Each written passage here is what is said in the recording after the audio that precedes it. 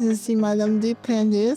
Je suis accompagnée à APF depuis 2013, donc 11 ans. Il y a eu un changement, notamment on boit beaucoup moins d'oxyre de vie et ça nous évite de moins répéter parce qu'auparavant, on voyait 12 à 20 auxiliaires par semaine.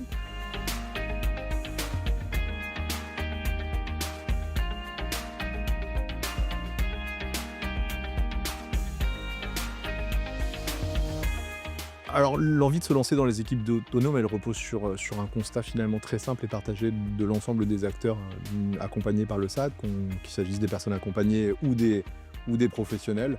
On sentait un vrai besoin d'une respiration nouvelle. Voilà, on avait des bases solides en termes d'organisation, on avait des choses qui fonctionnaient très bien. La crise sanitaire étant passée par là, les difficultés de recrutement, les difficultés et les tensions RH étant largement présentes dans le secteur, il nous fallait aller chercher une organisation qui nous permette de trouver une respiration différente.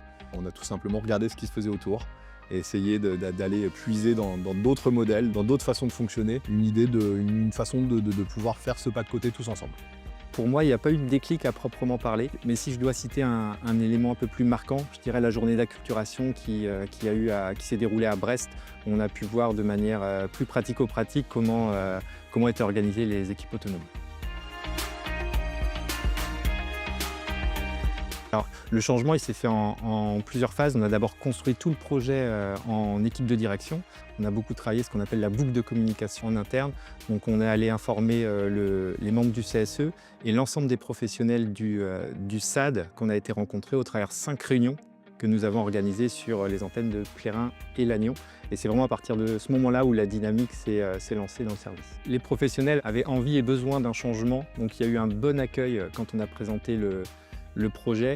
Les seules craintes qu'il y a pu avoir, c'était sur la composition des équipes, c'est-à-dire avec qui je vais travailler demain, quels vont être mes collègues.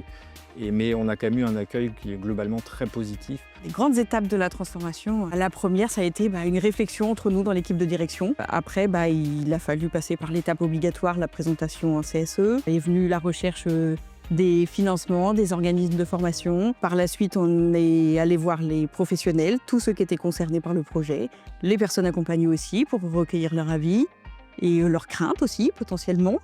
Et puis est venue la mise en place vraiment par les formations pour nous, pour les responsables de secteur, pour les AES bien évidemment.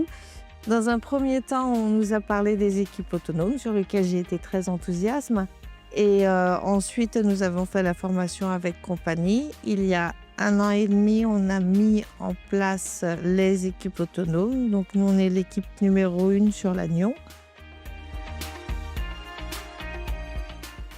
Alors une équipe autonome à l'APF, c'est un groupe d'AES, accompagnés indicatrices sociales, 108 à 10, qui travaillent auprès d'un groupe, un ensemble de personnes accompagnées sur un secteur défini. Il y a des missions, donc mission role planning, communication, organisation des réunions, rédaction des comptes rendus. Une équipe fonctionne par rôle, par mission. Nous fonctionnons surtout sur le rôle planning, compte rendu et puis communication où là c'est un peu tout le monde. Donc pour moi l'équipe autonome c'est un changement chez les personnes accompagnées et chez les AES.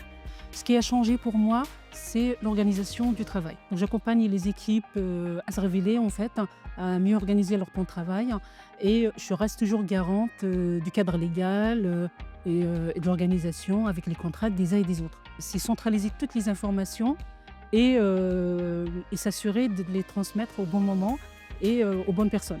La formation coach a permis de changer de posture, de passer de responsable de secteur à facilitatrice.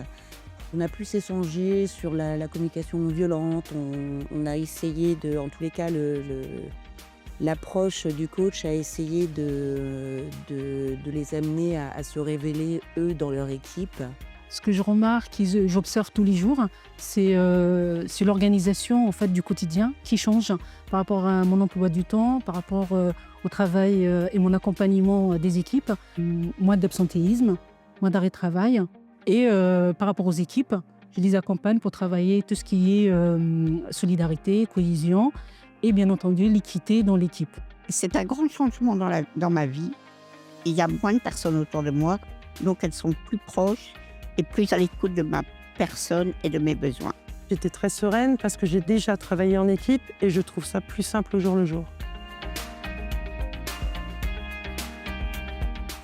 Alors un comité de pilotage dans une structure, dans un fonctionnement en équipe autonome, je dirais d'abord qu'il n'y a pas un comité de pilotage. Nous, on a fait le choix de mettre en place un comité de pilotage parce qu'on ne voyait pas comment porter un projet de cette ampleur-là sans faire en sorte que toutes les parties prenantes aient voix au chapitre et puissent s'exprimer. Donc nous, il nous a semblé extrêmement précieux depuis le début, depuis les premières semaines où on a lancé cette grande aventure, de faire en sorte de réunir autour d'une table des personnes accompagnées, des AES, des accompagnants éducatifs et sociaux, des facilitatrices, des responsables de secteur à l'époque, l'équipe de direction, et de faire en sorte qu'on se crée une instance qui soit une instance d'impulsion, où chacun a une voix qui compte autant que l'autre.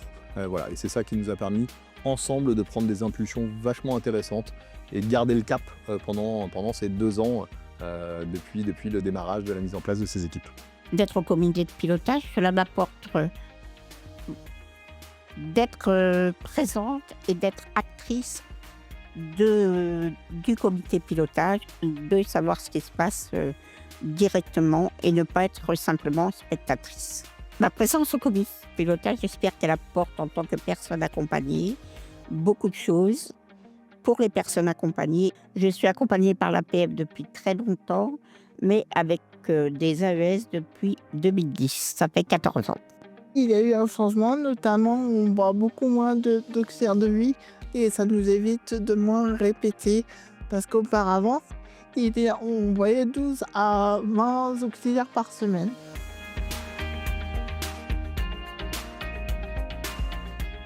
Alors je vais tricher un peu, je vais le résumer en 2 phrases. Alors je dirais une aventure humaine, parce que c'est surtout ça quand même le projet équipe autonome. Et c'est aussi valoriser les professionnels en leur faisant confiance. Ça, c'était aussi très important pour nous.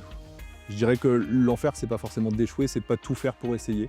Et dans une période où on est contraint à différents endroits et pour plein de raisons différentes, je peux que encourager mes pairs à tenter l'aventure effectivement d'une organisation différente, parce que ça, j'ai la conviction quand même qu'on a encore prise là-dessus, tant pour les personnes accompagnées, leur qualité d'accompagnement, que pour la qualité de vie au travail des professionnels qui nous accompagnent au quotidien.